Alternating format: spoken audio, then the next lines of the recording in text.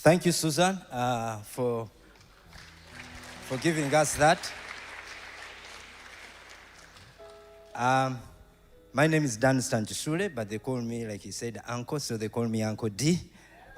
But you put in a bit of feeling, Uncle D. That's how it is. And of course, many of you know I've been here. I guess I'm one of the people who've been here longest.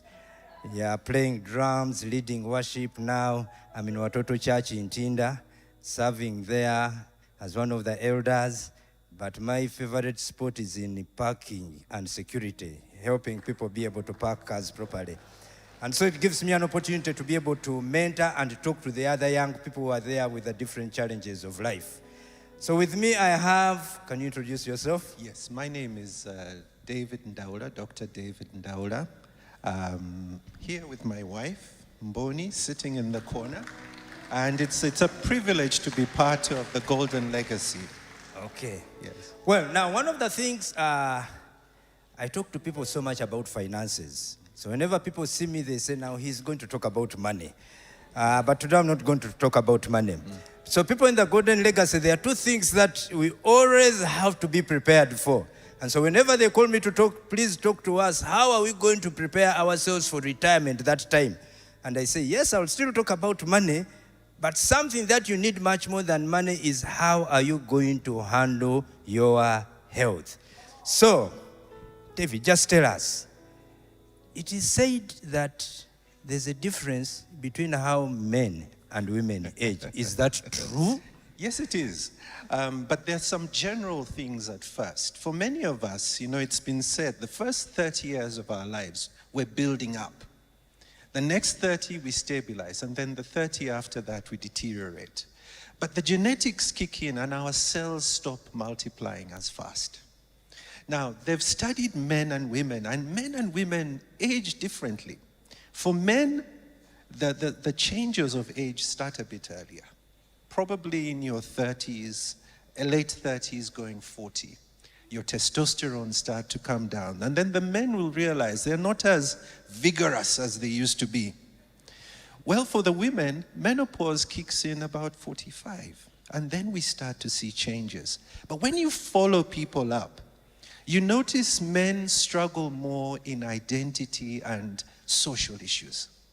It looks like as they transition, men get hit more by the changes, not just in what's happening to their bodies, but also what's happening to their status, to their income. And so men need to work more at the social. It's interesting when you look at it. Men start to rely more on the social groups of their wives. Okay. On the women, on the other hand, the wrinkling may start a bit earlier, but they tend to be more affected by the cognitive issues, more like Alzheimer's, those senior moments that keep getting worse. So women they will outlive men by anything between 4 and 7 years. But they are much better than us because when they need help, they ask for it. Yeah. Men don't ask. So we struggle more. We get sick seriously more quickly. Okay, and so we need to start talking. Women, we need to encourage they already have social groups. Many of them are very good with social groups. They'll sit in a place and very soon phone numbers are changing hands. And men, we will just wonder what happened. So we need to understand we're different. We need to know that men need to be pulled more, okay, to still engage, to still feel useful, and still feel that they can contribute. Okay, thank you. Now, yes, a round of applause. Now it is said that health is not made in the hospitals, but it's made at home. Absolutely. What do you have to comment about that? Well, Dunstan, that's very true. Actually, Professor Maswa is credited with this comment. He said, like we said, health is made at home. It's only repaired in hospitals. People have gone further and looked at things we call drivers of health. What are those basic minimums that make a difference in people's health? I'll be honest, Hospitals only contribute 20% to your overall health. The bigger part is in your socioeconomic status, where you live, whether you have access to healthcare, things like that. Another big part is in your habits, the things you do every day, whether you exercise, whether you don't, what you drink, what you eat. That's another huge bit.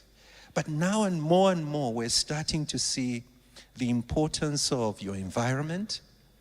Environment is becoming very big. Actually, some countries are legislating for people to move away from main roads because we know people who live near them are getting more problems. Last but not least, this is something very important for this group here. As people have followed people who've grown older, they've realized what differentiates those who are always at the doctor's office and those who are not is a sense of purpose. Sense of purpose. A sense of purpose.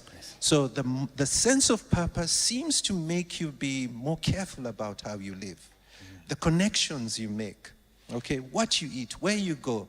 And so as we get to this age, it's so important that we keep our sense of purpose. Unfortunately, this country parks a lot of senior citizens away. So they go to the village and they're forgotten. But we need to keep our sense of purpose. And that will keep us alive. Wow. Thank you for that. Now, finally, any tips for us who are in the golden legacy group? Absolutely. I'll just give 3. We'll summarize 3. The first one is to regularly do things to nurture your body, to your mind, and your soul. A lot of this needs to start before we reach to this age, because I keep talking to people my age and I'm telling them to run. And then they tell me, no, I got sciatica, I can't move. So we need to start earlier. So the younger people in this room, you're having an exam leaked.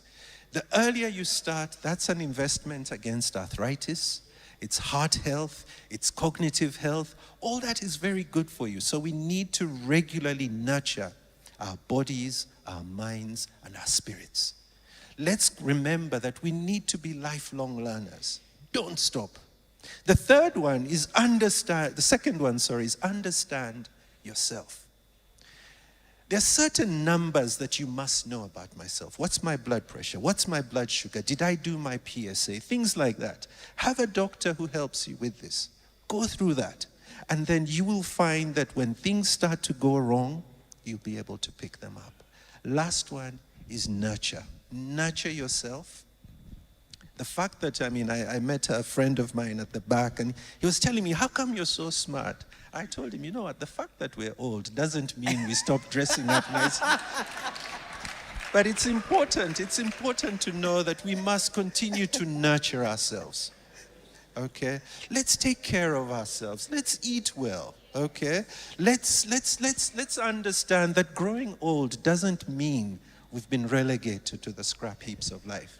And I like what the testimony that was here before. Let's find our place.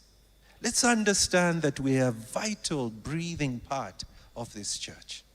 Thank you very much. Thank you very much. A round of applause to Thank you.